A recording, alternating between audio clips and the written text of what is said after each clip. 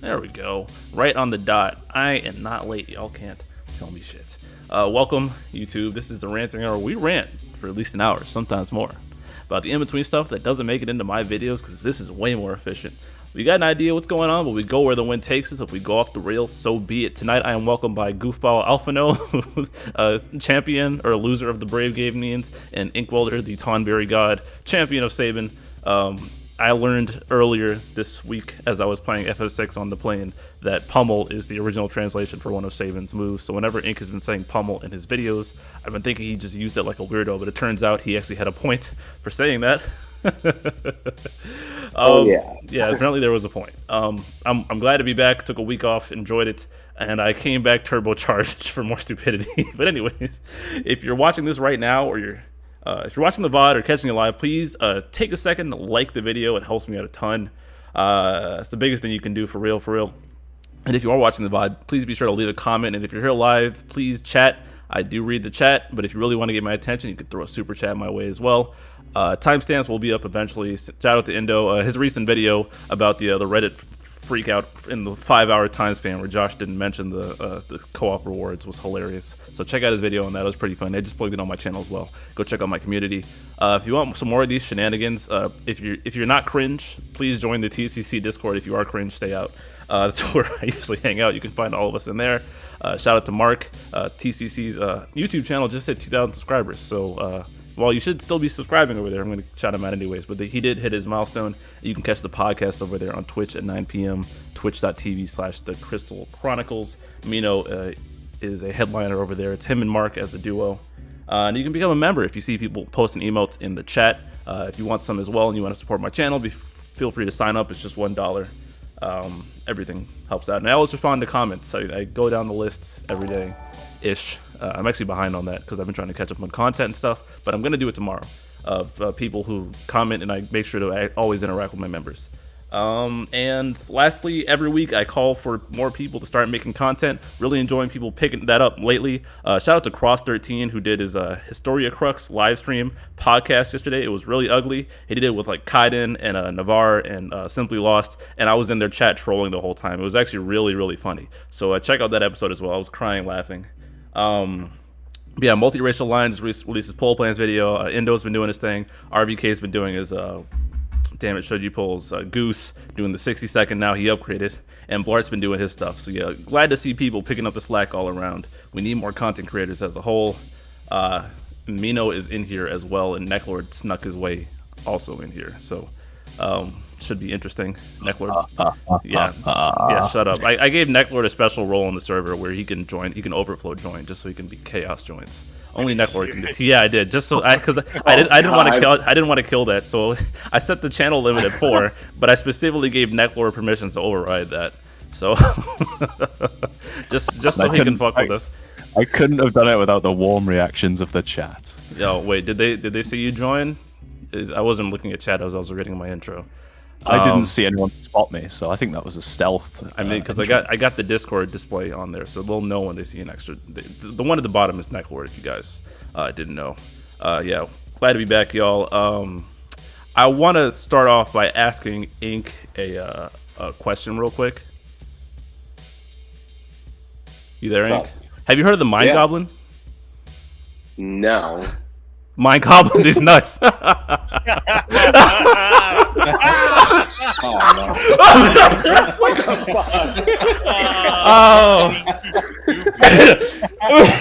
fuck? Going into that, the idiot comment or the idiot of the week is not Inkwelder, unfortunately, but this is a shout out to Cross's recent stream again. I got him on 4K in the chat. He did the same thing. I wish Ink would have said it out loud at least, but it's this idiot Cross straight up said Mind Goblin. Got him at 4K on his own damn stream. So I was fucking with them, and like as soon as I figured out they were streaming, I was trolling nonstop in the chat. So if y'all want to check out that VOD, please do, and just see me just nonstop violence in his chat. Kaiden was there. I know he remembers. Reality Theorist was there too. Yeah, coffins for Cross13 in the chat, please. Sorry, you were the springboard to that. I knew you wouldn't recognize the joke, so you were a casualty there. Or yes, it is. It Fuck is. You're that. just generally clueless. I'm a millennial. Goblin and Dragon never answer anything if anybody says either of those words, okay? Because it's always Noted. a best joke. I thought of Magic the Gathering when you said it. I was like, huh? Okay, yeah. I don't know that. Yeah. Usually, if someone says something and then your first instinct is to go, "What does that mean?" or "What?" You're done You for. you gotta really think about it. You're done for. God. It's never a. Thank you later. But on a serious note, how are y'all doing? Let's go down the line. Alphinaud, what's up, bro? I have been doing just well. Hype for That's it. Ishtola and Global, enjoying all Yeah. the hot takes.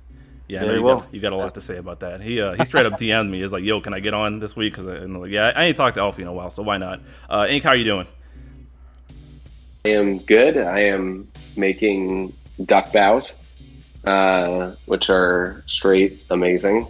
Duck bows? And yeah, like a bow, like a bun. Man, but with- I but with- thought for a split second I was getting these nutted right there. 'Cause I was No. like, wait, no. So, do you think I can do that? I'm not capable. of I that thought kind I of thought crap. you prepared a comeback really quickly. No, I'm making duck buns. With yeah, they're super good. But yeah, Okay. otherwise I'm doing good. I'm just getting super annoyed at the constant. I'll talk. I don't know. I'll talk about it whenever you want me to. Of like the constant like people pinging saying like, oh my god, I don't know who to sphere now because Tonberry Troop isn't recommending specifics, even though we fucking overhauled our sphere page for general recommendations. People are like, I don't know who to do, and like there's probably a massive uptick in people asking who do I put on Zidane now? I don't know. It's freaking crazy, man. So It's yeah, I'm actually- just dealing. I see. There's actually a really good way to just do this with your own infographics, right? Because spheres give stats, right? So you just look at the artifact section and you're like, okay, what stats are the priority here? Oh, look, it's attack like everyone else. Yes, I will now go and get attack spheres for my A slot, and so on. That's actually a fair point. What's It's going just- on? Did you give Necklord something to drink or something that he's like giving good recommendations? Damn, maybe it's just because it's late in the UK. I don't know what it is. I have good takes occasionally. Yes, you do. That's true. Okay, Like shut up, All shut up, this Necklord. requires thinking. your love All of this science. requires thinking. It's hard to think sometimes, or all The the best time. part about being in my own channel now is that I can mute people on demand. So Necklord can join when he wants, but he can't control if he's talking or not if I don't want him to. So watch out, bitch. Mino, how you doing? I knew 5 was a crowd, man. I came on request, and 10 minutes in, we're still doing intros. Hey, we're Not gonna welcoming make the hour. back. We're not gonna make the hour. Shut up! Shut up! Shut up! I'll play a supporting role today. Okay. I'll let them have the floor. Not that angry anymore. That's It's always so late in the day. When Yeah, we do this. right. I was heated, or I was mad about something earlier, but now I'm just like, yeah. Notice I didn't talk about food because I ate too much fucking food over my vacation. I gained like 6 pounds, so food is off the table. I'm on a diet until Nice. 2022. I'm starving myself. Intermittent fasting, chicken and broccoli all day, and eggs and salmon, and that's all I'm eating, bro. It's real fat life. Chat was full of these nuts jokes right now. This is the audience I command. And while you're typing out these nuts jokes in chat, please be sure to like the video, guys. Yeah, good to be back. I missed some fun stuff with Aphmau being fast forwarded, and I was gonna put out a video about that, but then I was like, whatever, because it would have been 2 seconds. Like I would have just said Aphmau's mid without reigns. Like I think people are getting a little too high off of Aphmau and content that she wasn't released for at the moment. Yeah, that's a big thing. Because those reductions, if Sine Wave's here, if he's not here, then he's gonna talk about it eventually. But he's been posting this picture in the TCC Discord of Aphmau trying to do damage in synergy on Sid Reigns' event under Yuna's BT effect, and she's only doing like 1,000 brave damage a hit. And one of the Reddit dudes was like, "Oh no, Aphmau's useless because she's on synergy now." And I'm like, if only you knew. If only you knew. Thank you, Tyson Baden, for subscribing. I will point out that is why we did not put damage dealer as one of her roles, because she doesn't deal damage. Yeah, we're about to. It's gonna be a nice little awakening for Aphmau. I don't even know what I else have. I'm very happy that they moved her up though. That's a really funny shakeup. The big thing, I think Mino mentioned this on the podcast, or maybe it's because I told him to mention it. Did I? I don't remember. I don't remember much from last week. Yeah, they mentioned it. That you don't even know what I was gonna say. Yes, I do. You want me to say it for you? Go ahead.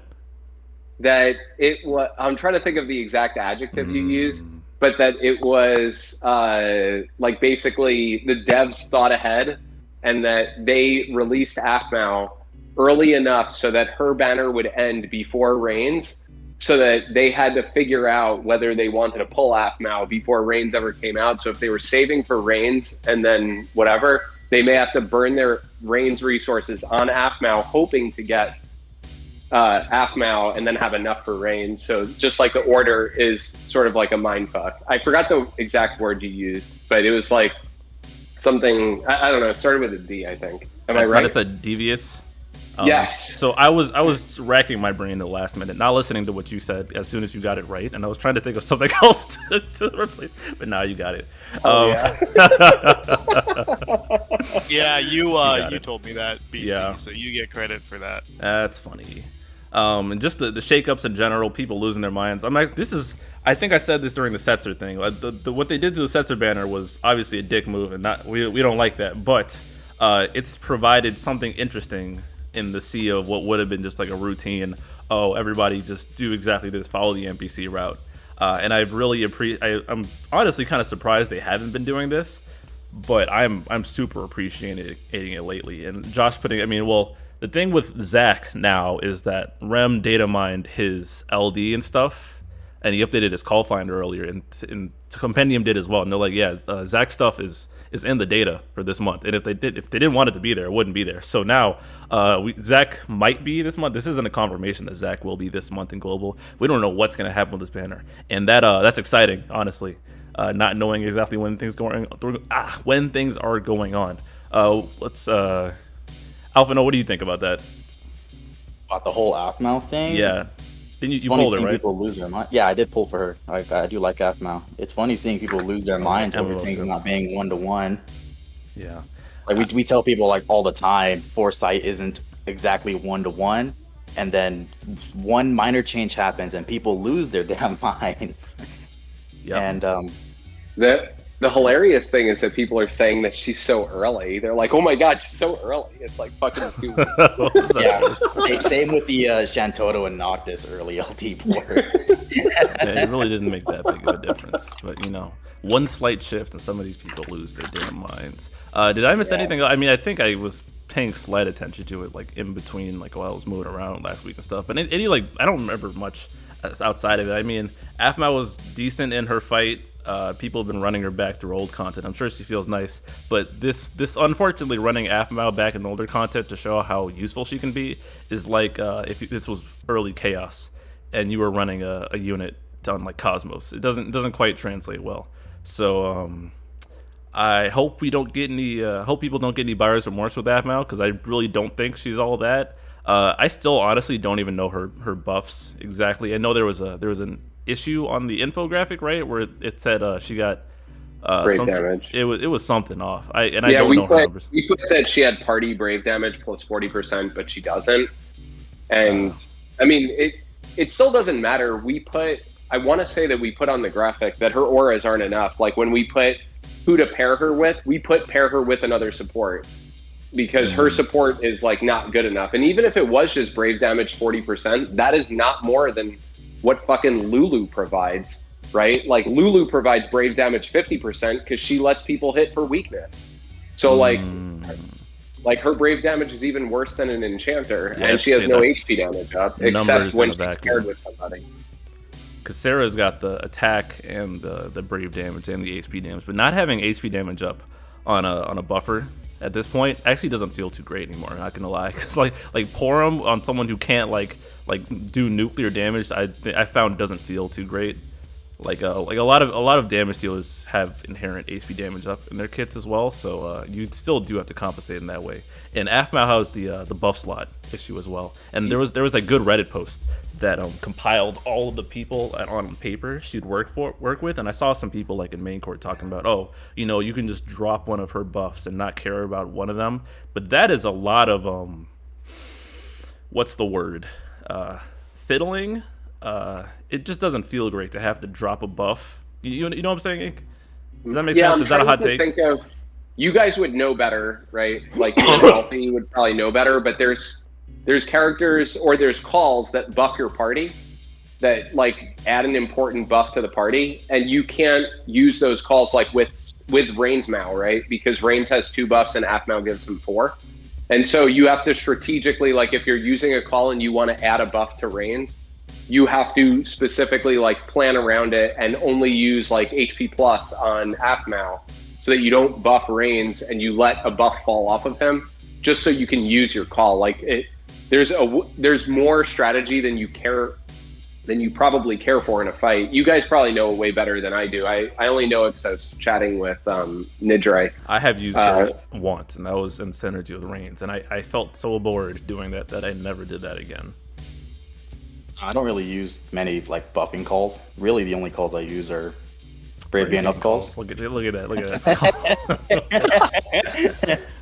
Like, a lot of people use like Jack and Karosime, and my main used call was Poro. Look at this guy, this fucking guy, dude. And I know that there's on the other side of that, you could argue it's a skill ceiling sort of thing where it requires finesse to pull off. Yes. But then you run the issue of, is it worth running Aphmau at that point if she's running at half capacity? And sometimes it might be, but as I'm trying to think more of, because I have my buddy who's picking up the game more, and I have an easier time. The perspective Mino always tries to emphasize is like ease of use, how plug and play, stuff like that. And I hope a lot of players who hype pulled Aphmau know what they're getting into. I mean, I think, what was it, Vaughn was another good pair with her potentially, but it's the thing where if you're having to work around things, most people, like except for the really hardcore nerds and the people who are trying to get the most out of stuff, aren't gonna do that. So I think Square Enix won this round with ambushing people for part of the Reigns combo. I'm curious to see some reactions as we step into the next difficulty. I'll just say I like calling it setup cost. Like how much setup do you require? Is it good? Yeah, it's like a really easy way to say like how much you have to plan around it. Yeah, Vaughn, Sync, Reigns are the big 3, Zoe says, and if you're not running those 3, it doesn't feel as good. I mean, well, I will point out Nidre used Aphmau a lot with Machina when Machina came out. Right, Machina's a good choice. So yeah, that like she has a niche that makes her like useful in a lot of places, but it means that you're locked for like a certain third character that has to provide. Either you have to go full on and not use your Porum buffs, Porum calls. You actually have to use real calls. What's wrong with Shots Porum fired. call? Shots fired. What the hell's wrong with Porum call? She needs to grow up, and then I think she'd be a lot more popular. Yikes. But you lock your third slot, right? When you use Reigns and Aphmau together, you need to put a third with them that can hit. Someone has to handle the orb. And it means they won't necessarily work everywhere, depending on the rest of your roster. And the thing about Reigns at Aphmau, Bartz, is the reason that makes it so strong is that you can usually just race past orbs. That's the power in there. So if you're taking Reigns out of the equation, the damage race part of it doesn't become as feasible. Like, okay, Sync can pair well and Vaughn can pair well, but Reigns is out damaging both of them, and Reigns has the yo-yoing turns back with Aphmau as well, so it's not nearly as effective. So while these combinations do sound good, like team synergy on paper, you do have a fight to battle. I just want to fucking add that Sync and Reigns I can see, right? Because Reigns is more launches, that's a lot more damage, and Sync delays herself, so you're giving her a lot more efficiency. But people keep saying Aphmau is giving someone 16 free instant turns. When the buff ticks down on their turn, it's more like 8. And I really don't think, like, the reason people are saying Aphmau... Wait, what? I don't get the math there. Did you guys catch that at all? Do you guys get what he's saying? Am I just being dumb, or what's the whole? So he means The that if buff he ticks takes a down turn on- that isn't an yeah. Aphmau turn, he's wasting the buff because it's ticking. Yeah, down. yeah. Okay. So I'm saying on Okay. average, you're pulling them up twice. So it's 4 turns of the buff, and that ticks down on every one of their turns, right? Including the free turn that Aphmau pulls them up. On average, especially with Vaughn, he's only getting 2 free turns from those 4 turns of buffs. Okay. Right?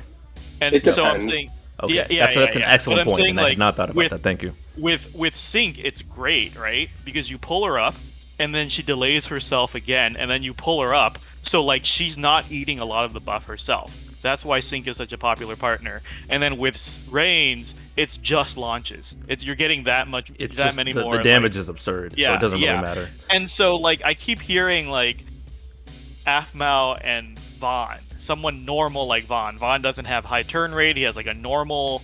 He's sort of fast, actually, like naturally. But like, I only feel like people are saying that because right now Aphmau is actually doing damage. Yeah, it's in, not gonna feel in as these great. Lufanias. In Lufania pluses, giving Vaughn 8 more turns isn't going to do anything.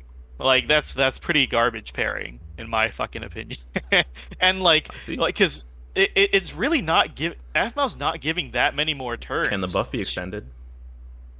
I don't That's a think good it question. can. I don't think it can. can. Or it says no, it can't be extended. Buff All right. cannot be Oh, extended. even worse. All right, there Yeah, you go. yeah. So I'm saying realistically, you're not getting 16 more turns. You're getting like around 8, unless you're someone like Reigns or Sync. Like who else coming out in the next 2-3 months is going to delay themselves that much that getting pulled up constantly is beneficial? I really think people are overselling Aphmau for sure. You're getting 8 maybe more turns on one character in an average of 60 something turns more. I don't know. Like people keep saying, "Oh, Aphmau's going to work with these characters like Core, etc., etc." Like it's Aphmau core I don't doesn't. know. So Malicite brought that up earlier, and that just doesn't seem like a good idea to me. Because I don't understand the logic. I don't understand I don't. Do any of you guys get Aphmau core? Because it's not, first off, it sounds like a buff issue. Because if you're putting Core's buff on the person Aphmau is linked to, that's 5 frame buffs on them, right? Unless you're dropping one of them, I guess. But I don't know. I guess you guys don't. What big damage dealer has 1 frame buff on themselves? Unless you stagger Aphmau's buffs, so you have this sounds like a headache to set up, honestly, if it were to work. Yeah, and that's not even considering like the boss mechanics and the orb and all that. Yeah. At the end of the day, is it worth it? Is it something you want to do? Okay, Pikachu said put Core's buff on Aphmau. It is kind of fun to do that. uh, I did give it a go. Who did you run? actually. Well, I did for the most recent Lufania, I did Core, Ignis, and Aphmau, and I ended up wiping at around 1% because I didn't notice Well that I'd sold. overflowed the buff on Ignis. That's a great sell. And then after getting dispelled and reapplying the enchant, I realized, oh shit, that was my last Sage Fire use. and Trey has all one the buffs frame buff. gone. Fucking Yeah. RVK. Trey is gonna carry Cormau. I hate RVK so much. Genuinely though, in cases where like important buffs are being dispelled in the quest, the overflow will be a problem if you're not careful. So All right, we'll see if the theory crafters can put that into practice. Okay, then we can keep it moving to. I know Alphinaud wanted to talk about Y'shtola specifically. What did you want to shout out about Y'shtola, my guy? Actually, you're not my guy. I hate you, but You know, I think coming here was a mistake now. But anyway, Y'shtola. I don't know. I don't know. You can give a bunch of reasons why she's good or whatever. Battery up is really good. It's always helpful. But people will just instantly disregard it and just go, no, she's bad. A point I've seen a lot is like, oh, I didn't use her that much. She's not that useful. That's just pretty dumb. Because that's fair.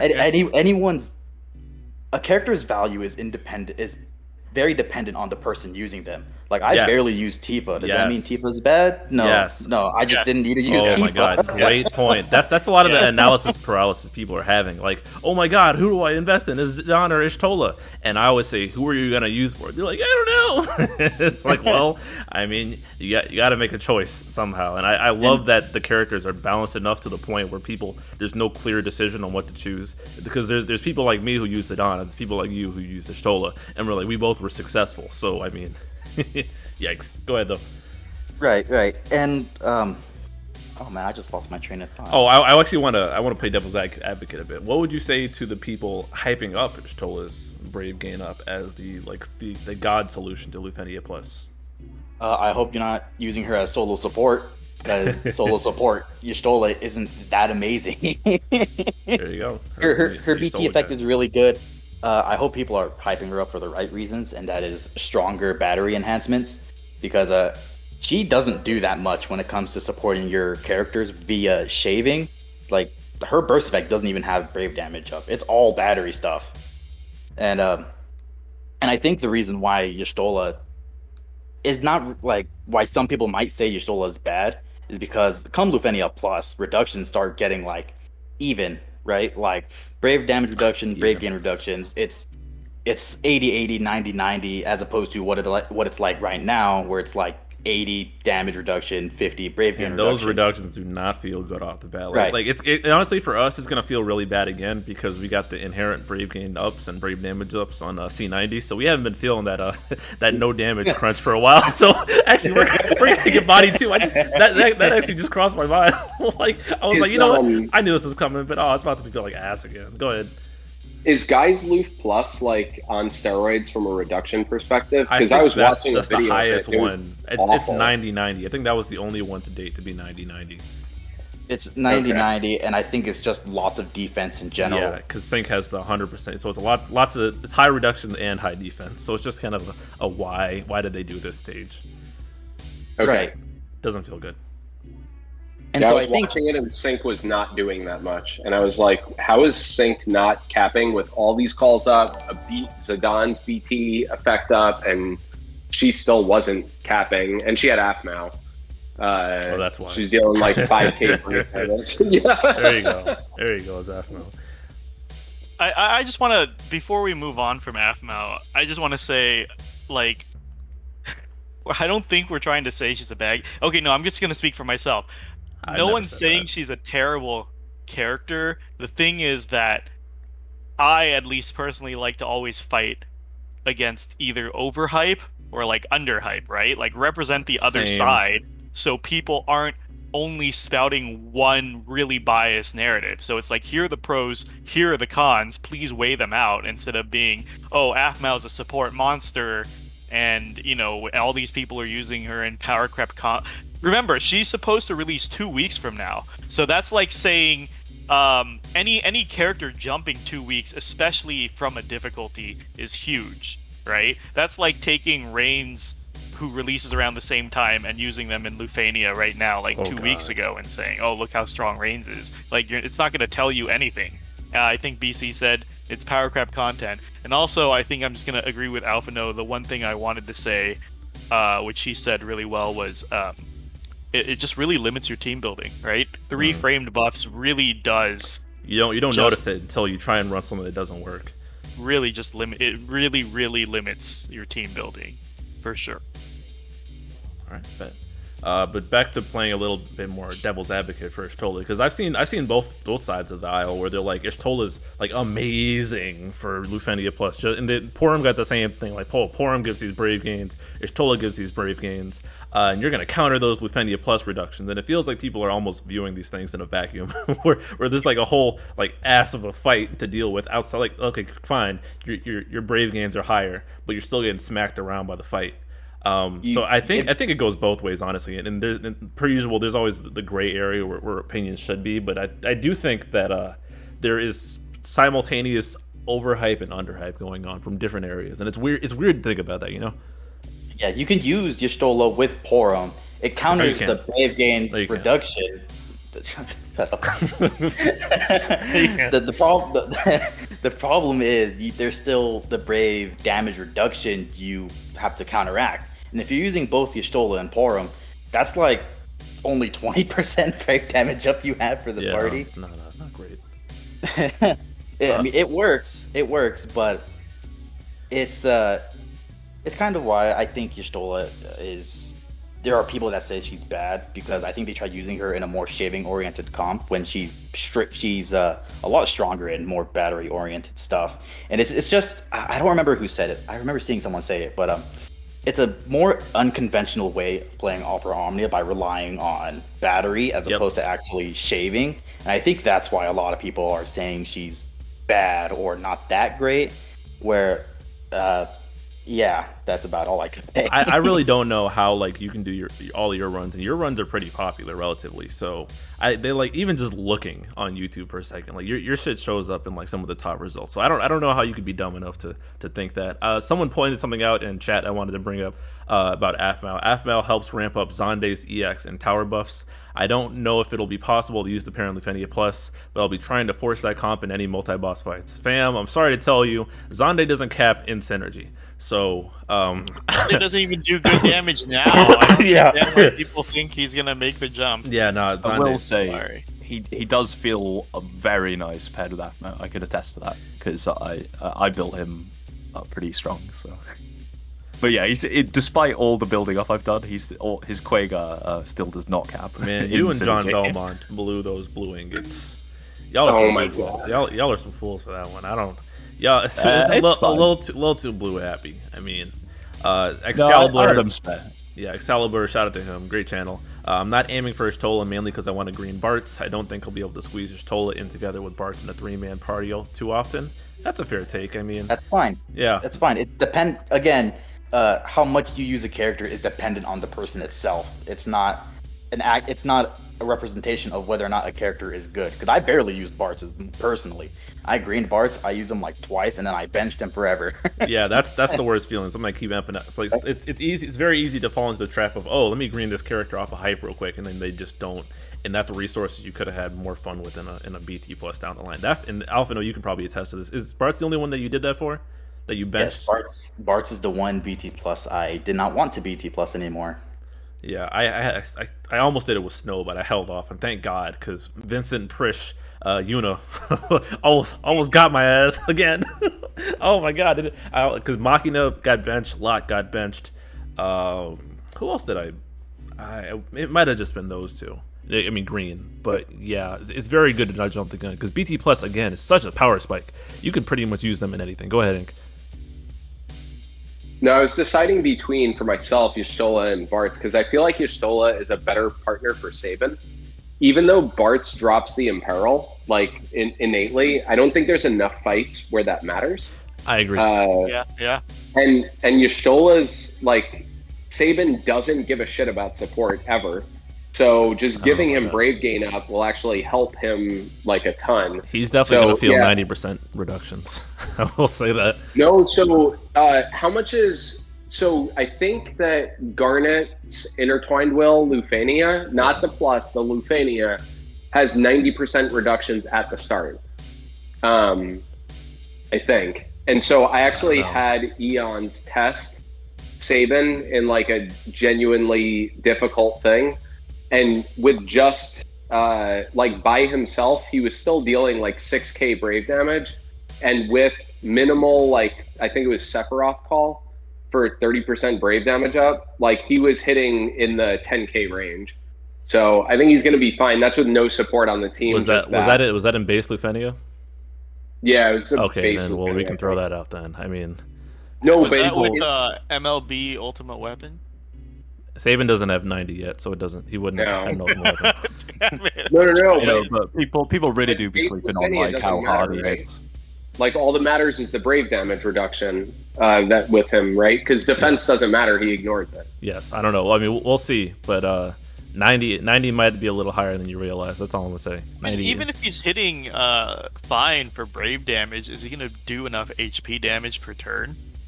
Yeah, then you get bottlenecked by HP damage. Then he's just like later on, it's your DPS isn't capped by your Brave damage; it's capped by your HP damage capabilities. It's always been that way. I mean, recently, so, like HP damage is king. It's been that way ever since like HP damage, like I guess Paladin Cecil. Or- Because I mean or- Charlotta even, right? Like Charlotta was like an incredible support just for HP damage up. Right. Or you can batter yourselves really, really hard, and then just have so much refund Look where at you this just show. instantly cap. Look at That this also show. works. Yeah, goofball. Excalibur. There's an upcoming Transcendence fight where it requires Wind Imperil, but the boss is immune to Elemental Imperil debuffs. I think only Vaughn and Bartz are able to uptake the orb, right? Vaughn in the party and Bartz in the party, or as a call. And what I pointed Bartz out in base my call. my stream overview is that you can just throw Bart's base call on core, and you're probably done with the fight. Because core is attacking so much. That orb is going to be a non-issue. So it's going to be even easier in global. So, I mean... Yeah, I really want to do the Transcendence page for our like Transcendence research that we always publish. I just haven't had time, but I can't wait to put... I'm not going to put Bartz as a recommended, like his normal square that we put. I'm going to put his fucking call icon in silver as this is what you need to beat this fight, and it's going to be the #1 thing on the page. You fucking need his Word. base call, and that's it. You don't need And let anything me else. give a shout out as a future JP player who knows Transcendence 6. If you guys are going to green your Bartzes, don't put him in tier 5. Save him for tier 6. Yeah, I was figuring like that seems like a really Especially it's like because Tifa, the right? You right don't wanna side dump it so early. is base, it's regular Lufenia, so it's already crept on release. That's the other thing people are missing from the picture. Like the middle node is it's Lufenia Plus, but the side ones are very simple to do without BT now that they're crept on release. Yeah, most of the time it's spent on the reckoning stage now. Yeah, I don't even bother recording the Crucibles in JP anymore because they just melt in like 10 minutes. It's ridiculous. Where else would I throw Bartz? Transcendence 6. If your Bartz is wait, let me, 1 second. If your Bartz is not green, put him in 5, whatever. If your Bartz is green, save him for 6 because 6 is a nightmare. All right, go ahead. What does he specifically do on 6 that's like special? Be good, be broken. that's all. Okay. Just makes you do damage. That's all. Nothing Because specific. you need like Caius, Varus, Yuffie type stuff for the middle, right? Yes. Well, for the first wave, you need to apply. I think it's 8 debuffs at once, so it's 4 debuffs per target, I believe. So Yuffie, Caius, Ferris Call, Ami Call are good options there. I don't know if people pulled it off with Ami or Ferris in the party. And is that the one that Orin can solo? The Orin, so that tier 6 Orin can solo the left. Left gate with a Ferris or Thancred Yeah. sphere. Yes. And then- the middle? No? No, not No, the middle. Not the Howler. middle. But Orin's also a good. Orin and Bartz third for the middle of Transcendent 6 is pretty much the meta combo. Yeah, Orin is like a very popular choice, if not like the biggest one for 6 middle. He's the MVP for real. Wait, Excal, you really didn't know that? They've been saying it for fucking months. Wait, that what- you what- just need what did Bard's he- base call to hit that Aura Imperil on T5. Oh yeah, people ran it with because Bartz's Imperil thing is on his base kit, so you don't even need his LD for that. I think it was Caius. He brought a bronze Bartz in his Transcendence clear, just no weapons and just his extension passives, and he was able to beat the fight. So there's a lot of confusion about that fight that's got kicked off around when the fight released, and people are going to be that's going to be one of the why was this fight hyped questions. 6 middle, I used Orin and Caius. Reigns and Aphmau can probably race 6 as well. That's a good shout out. Reigns, Aphmau, Bartz can probably do that as well and just race the first wave. And then there's no, I don't think there's an orb on the second wave, right, Alfie? Do you remember? I don't think Sorry, say that again. there's not an orb on the second wave, right? Second wave of T6. no, there's no orb. There's no orb, but there's rotating boss conditions based on how many debuffs are active on them, and you want. I Yeah. think it's like at 8, if it's like 6 or less debuffs, they start warping on you, and you really want to keep as much debuffs up on them as possible. Yep. Below 6 debuffs, they warp after your turns, like how Elnarch and Realm do it. Yes, and if they have no debuffs, then you can't deal any damage to them. Yep. That's why Orin's good at applying debuffs with his counter. Don't you want Reigns for Selfie's Transcendence? That is also Or is T6. Oh, That's the right side. Yep. Holler. Yeah. So this month's Transcendence actually isn't that bad. We went way off topic though. I know. Alphi, Dead. you're Fires the crowd. You're dead. I want to hear more I'll about kill it. you. You want to hear more about 20 Sola? minutes left. Shut up.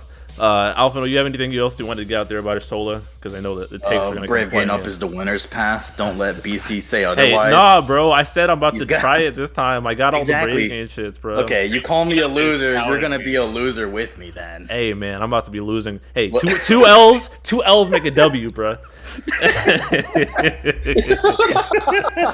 Put make the what L L's sound with your say. hand. Bring them together. That's a W. I'm the second half of the L. I'm making it real. Well, Excalibur, I am surprised you didn't know that as well. So I'm glad to help you out, dog. You're one of the most helpful people in the community with your infographics right now, dog. Keep it up. You're doing good work. I bit that joke from Abba and Priest. He almost makes me want to turn off the Lufe research, but Animander's doing such a good job. I won't disappoint Animander for doing all his Lufe research, but damn, Excal really does put Excal's out killing it, bro.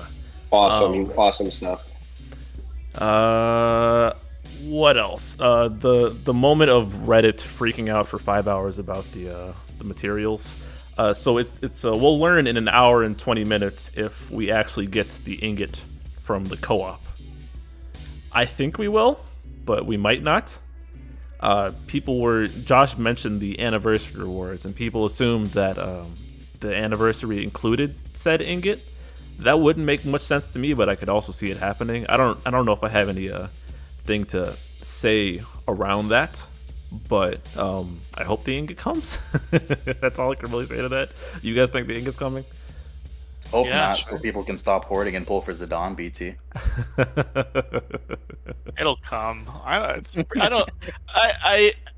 do I want to do this now or the podcast? I just want to say I don't know if Josh couldn't say it on stream that the ingots were coming, but Well- if he could and he missed that opportunity, it's semi his fault people are freaking out a little bit. He did mention in his Discord post that he forgot to mention the slide on the. Oh, okay, right. So I will say that the people freaking out, freaking out is it shouldn't have.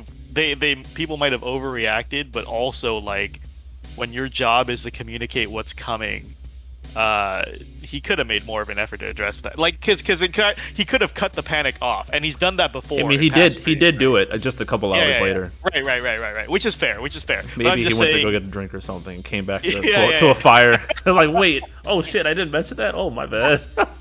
I could totally imagine that happening. I mean, a couple hours in a business day, that's not that much. Honestly. Right. I mean, when I say COB today, I mean end of the week. Word. Word. I mean, we'll see. But but I am saying that I think it's to put it in perspective, guys. Let's not only jump down the throat of, because I saw some of the reactionary posts saying oh, you guys need to stop freaking out because they don't announce every little thing. That's technically true, but also Josh also does have precedent of cutting panic off, right? Addressing the Vincent thing, right? Opening the stream. He talked and about saying, the "Hey, Yuna we heard campaign Vincent and thing." the Zach campaign. The Zach thing. He mentioned the Zach thing this time, right? Yeah. To cut off all the bullshit that was happening with Setzer and Agrius. Hell, he cut off. He mentioned the Agrius thing last month too. Yeah. So I'm saying yes, he sure he missed one. That's fine, but right, there's a give and take here. Let's not only blame the crazy people on Reddit. Agreed completely. No disagreements there. I feel like lack of information shouldn't generate. If you're not Kadaj level, lack of information is a problem. The lack of information about not mentioning an ingot, wait until we get it. Sure. First of all, or if Josh specifically says, just so you know, you're only getting one ingot at release because this isn't an anniversary, and he actually confirms the number and it is less than what you thought, then go ahead and make a stink. But lack of information, it wasn't confirmed. You want to speculate, sure, but don't try to burn the house down and go crazy. Just be hey, I hope we get it. Nidra's take on this was they're not going to give us a new material and not let us be able to match it. Yeah, that's stupid. That's why I think the ingot's coming. I'm probably 99% sure it's coming. I just find it really cool, the cultural shift that this player base has gone through. Like at the start of Chaos, it was like, yeah, let's min-max Ingots. Yeah, you can 2-3 this. Don't worry about that. Oh god. And now we're like, what? I can't max them on release immediately. Ah! Well, that's because any prospect of that. You know? It's a new tier, and then there's the functionality of the BT finisher being locked at 3-3, so that shifts things around. So I can understand why because 2 out of 3 isn't an option this time. Yeah, they really deliberately shut down the partial ingoting. Yeah. I'm telling you, man, EX Plus was a mistake. Huge mistake. And they corrected all of that with BT Plus. They everything that was wrong with EX Plus, they've addressed this time. So no partial fucking ingoting and hoarding your ingots. J-Dota. just as many Gently. new Just as many new BTs as old BTs, and then the new BTs are generally, rule of thumb, a little better because they get the 2-week synergy, and the kit's a little more updated. Whereas EX Plus, you could have waited for old EXs like Lightning to come back around. We could max Cloud's EX Plus on release, right? I don't remember. I don't remember think either. so. I want to say 2 out of 3, right? On You EX had to dupe book Cloud EX, I think, to do it. Or was it you had Either to Cloud also or Vincent or pull for Okay. Vincent EX at the time. And that was even recommended on stream to a degree by Josh. Yeah, I think so. Duping. Yeah. There wasn't enough. Just like crystals, right? Once when new crystal tiers used to hit, you could not do it on launch. For some reason, I thought you were just going to talk think about they Squax kind of- Crystal. Jesus, you simp. They seem to have thrown that We're glad you're philosophy here, away, Cor. though. I mean, and we're gonna find out in an hour, I guess. So, but I echoing what Ink said. I prefer to react to things that are in front of me and not what I think they could be. I think that's a healthy approach to things, and that Reddit thread did age like milk in a couple hours, so it was funny to watch. The GL shaft is my new funny thing to mock, because all the extra shit Global's gotten, and as soon as something isn't confirmed, it's the GL shaft. That includes what Tifa potential. So there are people. Mino thought they weren't real, but there are people who skipped out on Tifa on her release to potentially grab her next to Aphmau, and some of those people are in shambles. Zach, wherever he is, I mean, I was hoping that Zach and Ash run a banner together because I'd finally be able to pick up Ash for once in my Dissidia career. But if that's not the case, I'm okay. I don't know where I was going. That's with someone help me, please. I got something really quick. Treevoid saying partial ingots in the EX Plus era helped differentiate players and served as a way to express themselves through customization. Similar to how blues are the way we do it now, I think BT pluses are going to be how we do it now. Oh yeah, right? People's Because rosters are BT gonna be very pluses divergent. are very, very viable no matter what you choose because you can stack them.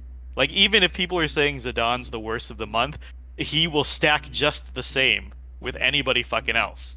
And what is it? You get 1.5 realizations a month, and there's 4 realizations a month, or sometimes is there more than 4, or is it always 4? It's always new BT, old BT, right? I don't know. No, so there's campaigns. Yeah, there's Okay, so when they minimum refresh 4. Start Dash and Noctis Yeah. was out of cycle. So like 1 month there's like 12 or 13 BT plus, and you can only green one of them. Yeah. So basically, I do like that, because we talked about blues before being like player expression, and I do like that BT pluses sort of enter that, which is why it's just so weird. People are constantly demanding what is the best BT plus, because I guess some people There's just no don't good want answer. to express themselves. And Like, they don't want to find their own playstyle. nope, they don't. You gotta follow the What script. you're saying is, I can green Arden and not feel bad. I mean, Yes, Listless as did. long as you run him with green Bartz and green Lock. Ink, what were you gonna say? So if someone, Damn it, Broadway. and this is probably aimed at Alphi and BC, but if someone is struggling with Lufe Plus hard, not one fight, but let's say they go through a whole cycle and they literally can't beat any of the Zidane Lufe Plus I cycle, Would you generally recommend that people, obviously you want to focus your favorites first and foremost, right? But if you don't have any favorites coming, like I don't have any favorites until like month 3 or 4. Who dat? So like I don't really care. But if you're actively struggling and you can't beat it with just your normal BTs, would you generally look to prioritize role coverage? Like, isn't that why Zidane and Y'shtola are both good in their own right? Is because they both have great role coverage. Like, they both do a bunch of stuff versus Arden or Golbez that are just damage dealers. This ties into something Mino brought up that made me change my mind in the TCC server earlier. He brought up, just because, and chat's kind of mentioning it too, with the whole Zidane might be the worst burst plus, and I was thinking about that. And being worst, I hope I answered your question along the way, Ink, but worst has a connotation of being bad, and he's just talking, and we're just talking about this month. And it's the way I tried to think about it from coming at it from the opposite angle is what I say Zidane's the best BT plus this month, and I don't think I would. That would be Bartz, either Bartz or Ace. I don't think anyone will die on that hill. No one will die on that hill. I'm gonna shout out Cross because I know Cross is in chat right now, right? Yeah, like get his ass. I told Cross, I told you. No, I have a lot of respect for Cross. Yeah, Cross, his stream was late yesterday. Yeah, your stream was the whole reason this conversation happened in TCC in the first place, and the reason why it inspired me to want to talk about it tomorrow on the podcast. Check out TCC podcast tomorrow. Is that you guys went on this tangent about Zidane, right? Like, I think one of the 4 of you said that, oh yeah, I use Zidane a lot in JP during this time period. You know, like, I used him fine, I got through content, and then everyone else is like, yeah, Zidane's really good. People who are saying he's bad are crazy. Like, people are actually calling him the worst of the month. So you guys went on this big thing defending Zidane. Like, I can't believe people are saying Zidane isn't as good as the rest. And then when you got to talking about the other 3, you praised them even more. So I'm saying, like, the dissonance is, I understand people want to hype the underdog. People want to champion the underdog and be like, oh, I can't believe these people are saying Zidane's bad. Like, how can they say he's the worst of them? And then you look at the other 3, and they get so much more objectively. That it's like Cross, you guys covered it. Like, yeah, when you guys hit Ace and Bartz and Y'shtola, you guys were even more enthusiastic about, like, damn, look at Bartz's fucking, or, you know, like, look what he's hitting and his Imperial. Like, people are underestimating Ace's buffs and his debuffs on top of that, and all his off-turn damage and stuff like that. Broken. And then when it comes to Zidane, it's like, you can use him. You know, like, he can delete turns, but you can work around that, and, you know, after the 2-month hump, you know, deleting turns is good again. Like the way, if you listen back, the way you talk about these BT pluses was completely different. Like, when you talked about Zidane, it was very defensive. Like, sure, he has these failings, but you can work around it. And then when you talked about the others, like, damn, look how loaded they are. Like, I want people to be aware of how they talk about characters and whether you're just championing an underdog or you're genuinely praising them. And a fun exercise, like I say with my buddy who's been starting the game, is if you were to gun to your head and you had to pick a couple of characters for a new player to get going and clear as much content as possible for saving, I'm telling my boy, like, yo, save for Bartz, bro. Like, it's really helped my perspective from that angle, because people pay attention to the foresight, people who are more hardcore about the game, we lose out on that perspective. So it is very possible, and people calling Zidane bad are goofballs, but I think we got to be fair about our assessment too. And I say that when Zidane works, and you don't got to give bosses turns right, he makes it cake. Like my run on Kadaj's Lost Chapter, for example. Like, Zidane made it brainless. But Vayne Cycle, when the bosses take their turns back and you got to be careful with Zidane, he's butt. He can work, but, you know, you got an easier time running Bartz, Ace, Y'shtola that month as well. I don't know where I'm going with this, but I'll say it again. I don't regret green Zidane. He helped me a lot. That was going somewhere as well. I like what you said. I don't completely think, because you said take it from the other side. Could you champion Zidane as best BT of the month? I think that's taking it to the extreme, but it is a good thought exercise. Yeah, just an exercise. It is a good thought exercise, right? Like, if you're championing a character, ask yourself, can you really argue for this character to be the best? of the group if you don't want to say they're the worst of the That's group. why I hate the innocent. 1 second, Nick. The innocent theory crafting where people play up how good a unit is on paper and then they never do it in practice. It's the same shit. Go ahead, Ink. Yeah, I mean it's similar to that, right? Like no offense to the dude watching that wanted to run Zonde in Lufenia Plus, right? It's like, cool, I'm gonna run this person everywhere. This is gonna be great. And then they're probably gonna hit a brick wall, right? So you champion them and you're talking about how amazing they are, and then like you get sort of slammed by it, right? Because you're not expecting the content to be that punishing. So like that's another side of it where even if you want to use a character, the content may be hard enough that you can't. Yeah, power creep is the thing, and global foresight lets us get a little bit more cute and flexible and stuff because we know how to plan our stuff a little bit more. But power creep and mechanics are still a factor, even if we can get around them sometimes. We got to respect that as well. The silver lining here, and this is one of the reasons I didn't really mind too much Blue Ing Zande, is that I know he's probably just going to be able to slot somewhere reasonably nice in like one of the side places in in power creep content. In Transcendence, which is power crept, but it's still like it's still a good slot filler. So, well, yeah, I mean you can free up past characters. It's not a terrible idea. Yeah, it is a thing. No worries.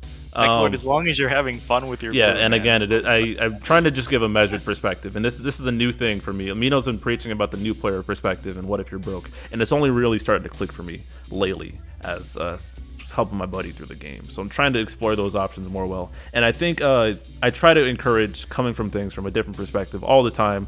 But even then, you can think you're doing it because you can tell yourself you are. But even then, we all have mental blockers. That's just how confirmation bias works, where you think you're doing something perfectly, and then something hits you out of left field. You're like, damn, I was bugging again. And that's why I try and be straightforward with you guys and entertain different perspectives. And I never say that I'm really right about anything. Because I always go into things expecting to be wrong, although I'm the shit. So you're wrong for calling me a loser. No, I'm not wrong on that. There ain't no other take there, bro. ain't no difference there. Alex Blank, considering past lockout myths, how many fights? How long Zidane delay doesn't work? I don't know much about next month or after. It's mostly just Vayne's cycle. Like, Define doesn't work. Like delete immune, there's not very many fights with delete immune, if any at all, for a long time. Is there delete immune? Is that what frame buffs are? Frame turns. Frame turns is delete immune. And even then, Zidane can get some consecutive turns and his debuffs work, and his BT effect. I mean, it turns him into a healer and a battery. So that's just a. If you want to talk about roll coverage, like Ink was on earlier, you got that. I didn't answer your question at all. I'm sorry. Yeah, I mean, you sort of did, right? But it feels like that's why you should target. Like, let's say that we hit next month. I don't remember who's with Vayne. It's Vayne and COD, right? Yep. And then Lon and Rain and somebody or something. And then Garland. Yeah. So like that month, if you're struggling with content and you haven't let's just say you managed to get through month 1 with no greens, needing no greens, and you hit month 2 and you're like, what the hell is this crap? Like, are you really going to green any of those 4? Or are you going to go back and green Bartz or green Y'shtola or green any of them, right? That's like it feels point. Or Ace, right? Like you hit Divine Shiva and you're like, fuck, what is this? And I didn't pull Jack. Right? Yeah. Like, aren't you going to go back and look at roll coverage versus... That is an excellent point. Also, Silocons, and thanks for renewing the membership, and Goose, welcome to the squad. Thank you for membershiping up as well. That's an excellent point that I also hadn't thought about, so thank you for that. You're not, just because you don't max someone in month 1, doesn't mean you can't just wait and max them down the road. That's a great point. Is that what you were getting at? Yeah, I mean, it's that idea, but it's that month 2's roll coverage is garbage, right? Like it's more not. It's month 2 was just pure damage, honestly. Right, like So okay, fine. It's not garbage because they are damage dealers, and yes. I'm glad that Squex took the time to separate out damage dealer.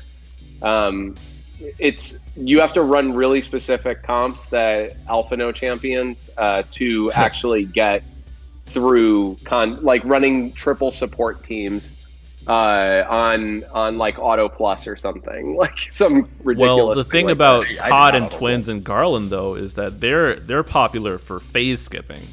For just so like Divine Shiva, one of the tactics I employed through that fight, even though I didn't know how to play Ace on that fight, as we found out a couple days ago. That was hilarious, by the way. Good luck to anyone explaining Ace because I can't do it. Did you ever figure that out, by the way? What was going on? Yeah, so I figured out how to explain what not to do. And I think if you explain what not to do and that everything else is fine, that's way easier than describing how it actually works. Yeah, but the thing is with damage is that on Cloud of Darkness, I think it was Twin's friend. It was one of those friends. Either way, popular strategies and the fake Tanaji guy who runs like really like strong comps on YouTube with like Cloud of Darkness. What he would do is he would like summon a Cloud of Darkness friend and then he would skip like he'd go from like what was it like 81% to down to like 30-ish% in a phase, and you'd skip one of the warps entirely, so you only had to deal with it at once. And employing just straight up damage strategies is a completely different avenue. I lost my train of thought again. But those things do have value. So I don't want to go as far as to say, oh, if you need, because sometimes roll coverage, and it's weird to think about this, sometimes roll coverage doesn't have to be the answer. Sometimes you can just hit it really hard. That's very true. Now that I think about it, we had this discussion privately amongst ourselves, Inc, about like roll coverage as well. Sometimes there's too much, or actually with BC, there's too much focus on you need a tank, a support, and a DPS or something. All roles need to be covered at all times. Sometimes you can just lean hard into one direction and make it work. And that's what RANTING is. That's exactly what it is. To use your magic as a reference point, there's a lot of decks that focus on one strat and do that one strat really well. I don't think you always need an all-around kit team deck and to cover all bases. You just need to win faster than the other guy. Yeah, for sure. That's why triple support works too. Same way. You can just battery each other ping pong, or you can just punch the living shit out of things. Well, so I think that's where so all these strategies where you're doing damage rushes, and you can tell me if I'm like a crock pot. But if you're damage rushing, you need an enabler though, right? Like you need, like it's sort of like the Yang of the Terra Yang, or the core of the Titus core, or the Aphmau of the RANTING, right? Like it's that enabler character that goes super well with somebody else that makes it work. Because you can't just use, like, can you pull off the same shit with like Reigns and Y'shtola to the degree of like skipping shit that you do with RANTING, right? Like there's a inherent synergy between those two that like completely blows Reigns' value out of the water, right? Like, or it like spikes him up super hard, right? Yep. Versus any other normal support. Well, we have those buffs in the form of BT Plus now. But Bartz is a very popular BT Plus because he offers a lot with that BT buff. Even in Cloud of Darkness, BT Plus gives the 20% HP damage up now, and Cloud of Darkness on the rework gets a ton of HP damage up as well. So just having those BT effects up is that support you're looking for. Who's greening their COD though? I guess for friends. Well, I am. I like COD. Yeah, Alphinaud might do it. I think a lot of the people who went crazy over her burst are not going to, but there's Galaxy. It's possible to do it. It's just I wanted to emphasize to people that it's not as accessible as it might look, but it's possible. And if you stack your effects right, it's very powerful, but it's not easy to do. And that's probably going to be a weird thing for people to wrap their minds around. It was tougher, like the whole phase skipping thing, when I had to learn that on Divine Shiva, that was eye-opening. The whole do more damage thing, in fact. I think I told the story before on Vayne's fight, because I was missing the turn count like mad when I was doing that fight. And I learned how off turns could contribute more to like I knew off turns contributed in boss rush, but I never thought do more damage at the off turn to actually hit the fucking turns. Stuff like that, just doing more damage. It's something weird to wrap your mind around, especially if you're stacking effects. But it's a different way to go about thinking it. So while and what's beautiful about BT Plus and the whole player expression thing is, again, you can go about things so differently. So we don't have to approach it one way. I think I kind of answered your question there, Ink. Does that make sense? Yeah, it makes sense. It's still, I'm hoping that there is, because I think we're going to constantly have the question of who do I green? Like, hey, I've got these 5 characters. No, I know it's never going to go away, but from a help perspective, right? Like, I don't know. It feels like it would be helpful if there was a general recommendation in a vacuum to say, yeah, go for role coverage that you're missing versus like the latest one. Yeah, I don't know if that'll work anymore just because our BT plus effects are so stupid. Yeah. You can just muscle through things, and I mean, we're gonna see some Galaxy Brain stuff that we've never seen before, and it's fascinating seeing people come up with. Yeah, things. I don't like this conversation. Me neither. Because it's more like you're thinking. If you want to think in terms of formula, it's more like there's a quota. You hit it no matter how you hit it, right? Let's say the quota is 10. You're saying, what's the support I need to bring to enable my team to hit 10? And then let's say you have 2, 3, like your DPS. You have a 3 DPS, a 3 DPS, and your support is a multiplier. Times 2, right? You can do that, or you can just bring 3 4s. Like, you just bring 3 really heavy hitting DPS. You don't even need a support at that point. At the end of the day, you're hitting a number. It doesn't matter how you hit that number. Either through supports multiplying another DPS, or just 3 big fat DPS sitting there hitting hard, which is what a lot of the garbage time comps are, right? Like, ignore the fucking orbs, just bring the most current up-to-date DPS and rush through it.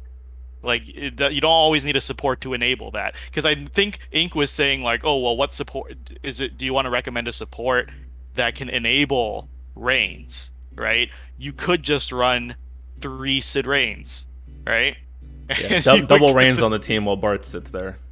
Well, I think, yeah, it's weird to think about. The thing is, if you compare it to Chaos, right? Like, you look at Chaos and you're like, cool, your first purple, like, maybe you did Cloud, but like, you're for sure purpling Ultimecia, right? Like, that was the really popular choice to purple. Yeah. And that was because like her AoE magic damage was so damn good, right? And like had free turns and all this shit. And she had insane roll coverage. Like, that's what it came down to. But that's why you look to her. And it feels like right now, like, everything is so, I don't know, homogenized because of BT plus effects that it's hard to evaluate like how good or relevant characters are anymore. You're right. It is very difficult, which is why I cop out and say, I'll give you the info to decide for yourself. Let me know what you think of this, because I was toying with tomorrow's going to be our first podcast about BT pluses, but it's basically like when we're covering characters, BT plus characters are in their own category. Don't even compare LD only characters to BT plus characters, because you're always going to be building around a BT plus, right? And that's the whole point of BTs and BT pluses. They take priority. You truly are building around the BT plus characters, as in when people are going to Lufania plus, you're generally picking at least one BT plus character and then building a team around them to beat the fight. Like, these are the stars of the show, okay? BT pluses are the pro tags. They're on a different level. So when you're comparing that, the LD characters, you're saying, oh, it's hard to be able to tell what characters are worth it. BT pluses, I think, are the effects. You should be comparing the effects to each other and how often they work, and then the LD characters are whatever covers the orb or gets them across the finish line. The LD, I think this is a good discussion, because it's helping us learn how to explain these things, because these are weird concepts. Because unfortunately, Ink, I don't think we can apply the same way of looking at things as we did in Chaos. I'm not looking for a formula. Yeah, to be clear, that's why I stopped myself, yeah. because you're not doing that. But thinking about it in terms of, okay, Ultimecia did all these things for me in Chaos, but we didn't have to deal with orbs in Chaos, and we didn't have calls in Chaos, and we didn't have bursts that we could stack in Chaos. So the fact that the game got a little more complicated means that I think because the game is more complicated and there's more variables, that also means there's different ways we can go about things. So the whole role coverage idea isn't I don't think that's the winning mindset anymore, per se. Does that make sense? Yeah, for sure. Speaking of which, yeah. If SYP is moving fucking forward, are going to start talking about BT plus characters and evaluating, well, Zidane isn't great with LD only, but with BT plus, like, that shouldn't even be a fucking factor. That's like saying in the EX plus era, oh, well, this new character, I guess with the 35, they might not be so usable. But Disagree. if you have the EX, Hard like disagree. it's a fucking bundle. Like if I swear to God, if I see SYPs comparing BT plus characters to normal LD characters, I'm gonna flip a fucking shit because they're not even close to the same tier. And if you ever consider a BT plus character without the BT plus, I don't know what the fuck you're doing. Hard disagree. Hard I disagree. really want someone. Oh, go ahead, BC. If you disagree, go ahead. Well, because that should only apply to certain characters, like Ace, Zidane. Like some characters are dead without green. Like Alphinaud, can you imagine running Y'shtola without green? Just play global right now. Yeah, Y'shtola without green, dead. Bartz without green, dead. Well, someone's gonna well actually me. Fuck you.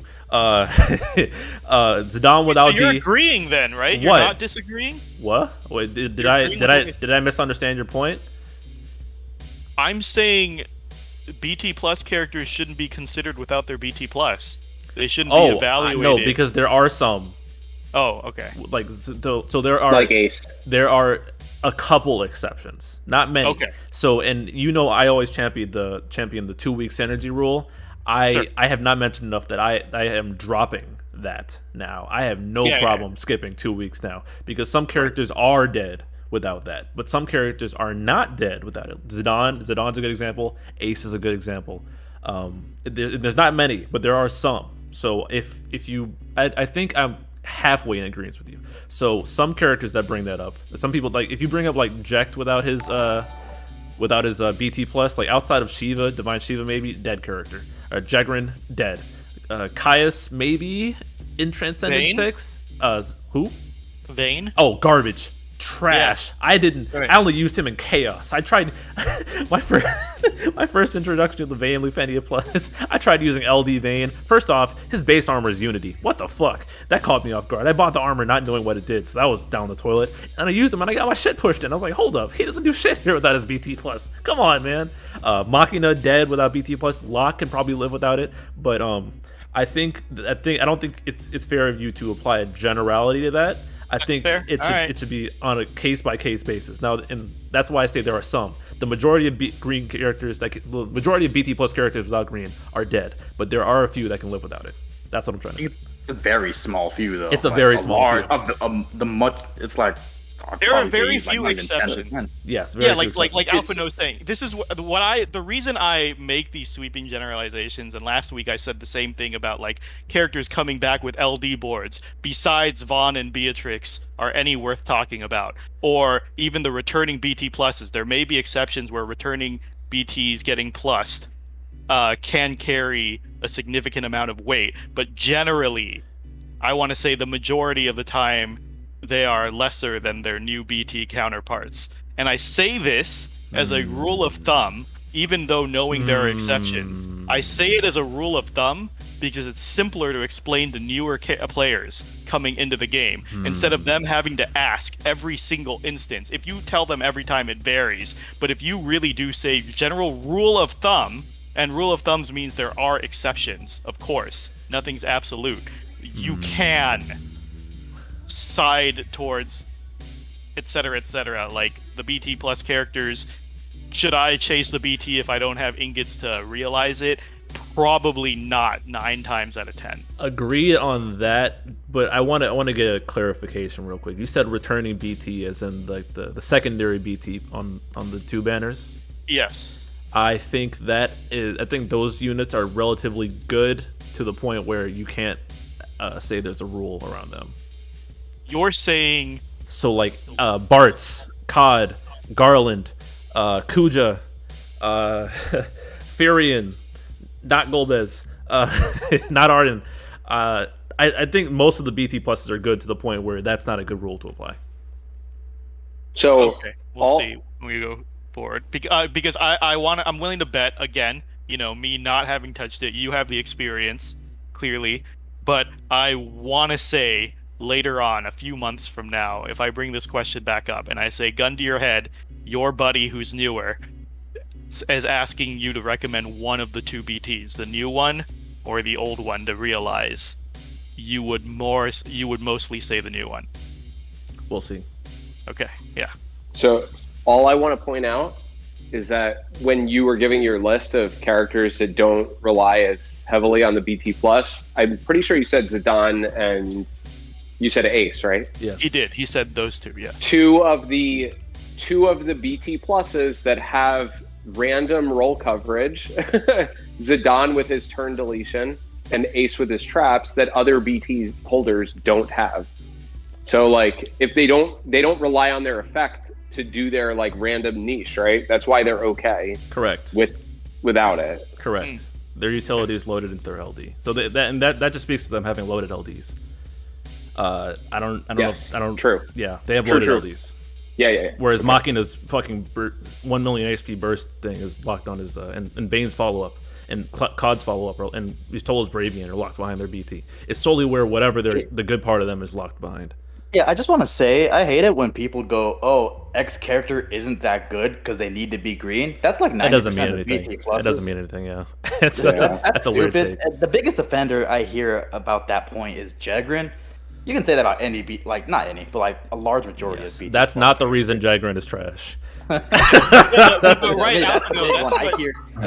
Okay, that's a different story. But the big point Yeah, go ahead, about sorry. Jegrin, the biggest point I've heard, well not biggest, but one of the big points I hear about Jegrin is needing green to do good. That's a lot of BT plus characters. That's the point I'm trying to make. Yeah. Right, and I want to say I agree with you, Alphinaud. That's what I was trying to say. Okay. That these BT plus characters should not be evaluated partially, right?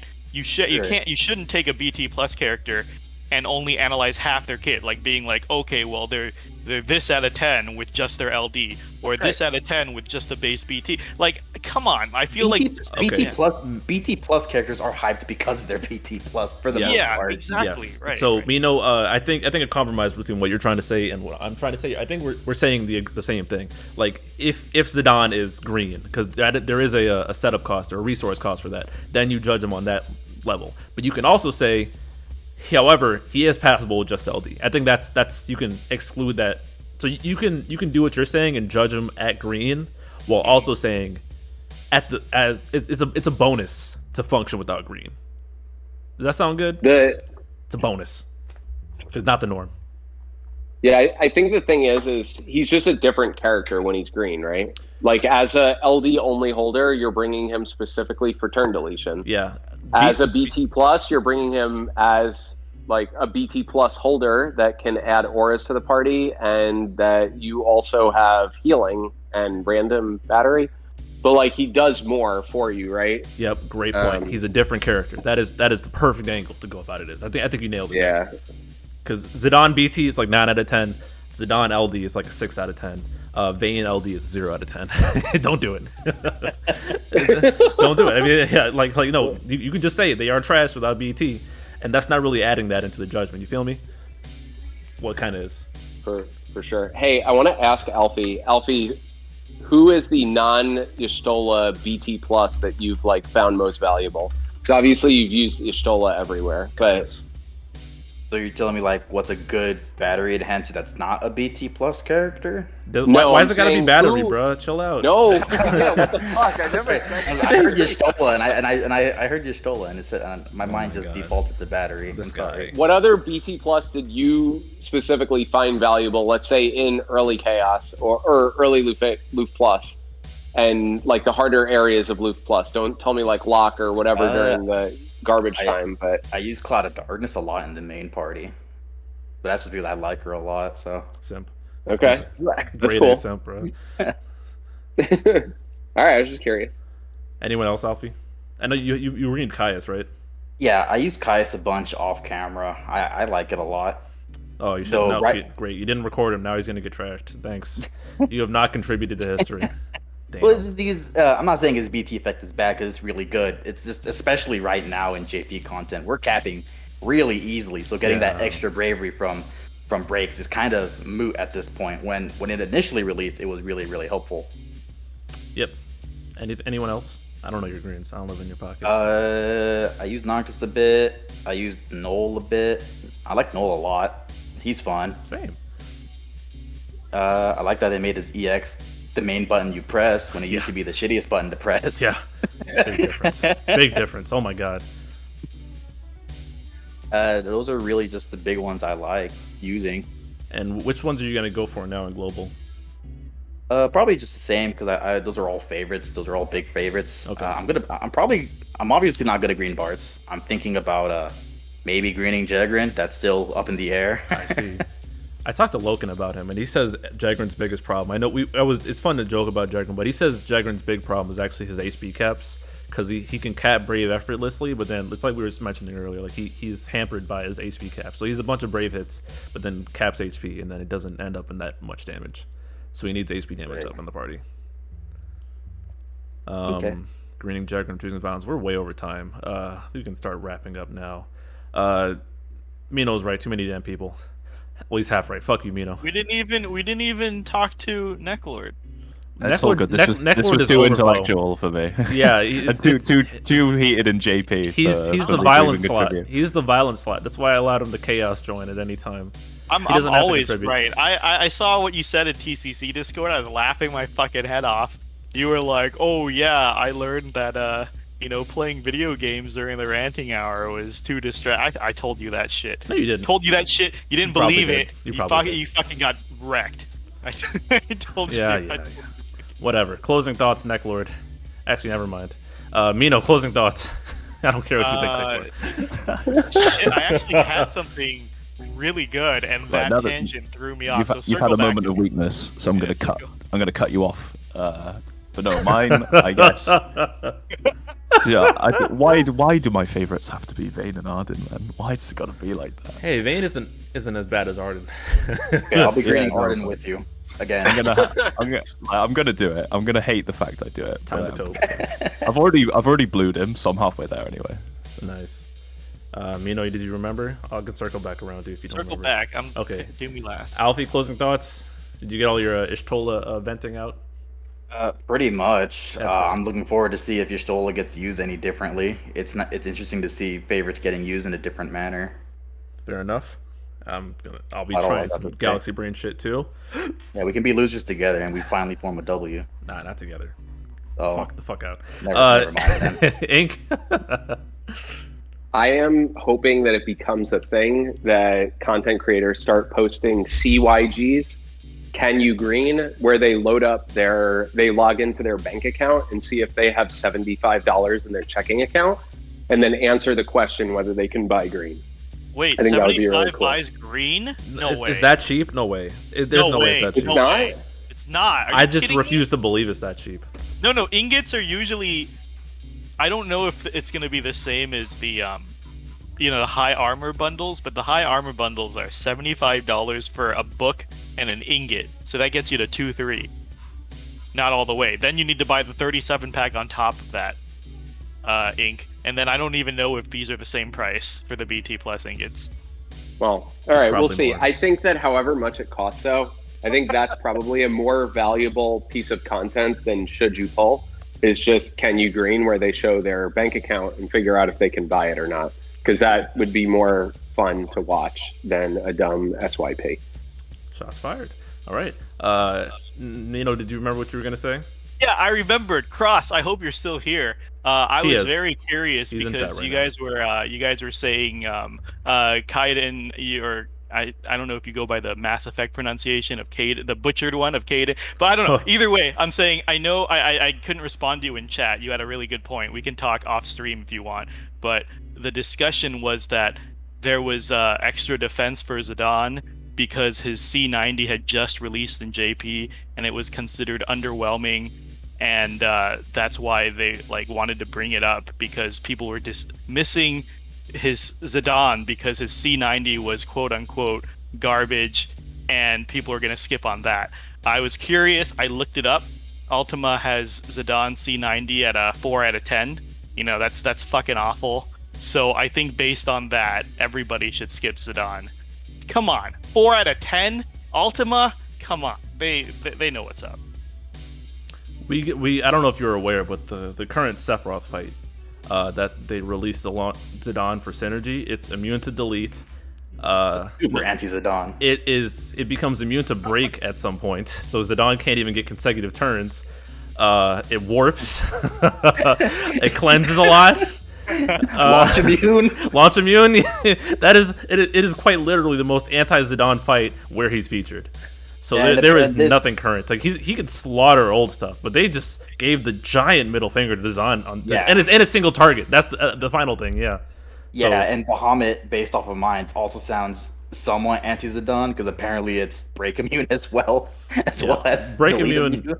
Cross is still in chat. I'm curious how you're about to do break immune with Noel, bro. Because if I see break immune, Noel's hitting the bench.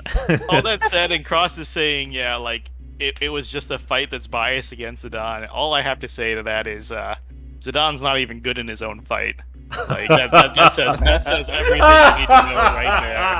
Like, are you serious? This is the same people. This is the same reason people are saying don't pull on Vayne, and Vayne's not even this hard countered in his own fight. Dude, Ishtola's countered in the Panda fight. That's because Pandemonium it stops battery. I'm running with that, by the way. That's that my new is thing. and nobody thought about it. Oh my god, that's so funny. Why was that never a Doom post? Probably because you know why people never noticed, because they ran Zidane or a deleter anyways. So they worked around it. Gosh. I maintain, and this is something only the OGs will know, but the strongest iteration of Zidane ever in Defo is the mannequin version in Garnet's co-op. Oh, I remember that. Oh my god.